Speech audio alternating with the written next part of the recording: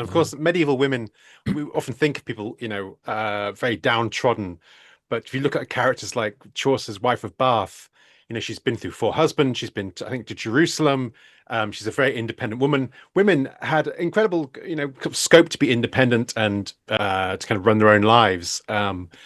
Usually only if their husbands were dead, but yes. And we don't know their stories because they Yeah. aren't told. And, a Mm. lot of women were traders, were helpers in their husbands' businesses, but they're not in the historical record. So we don't have a great sense. Now, I have to admit, I have no desire to be a woman in the Middle Ages.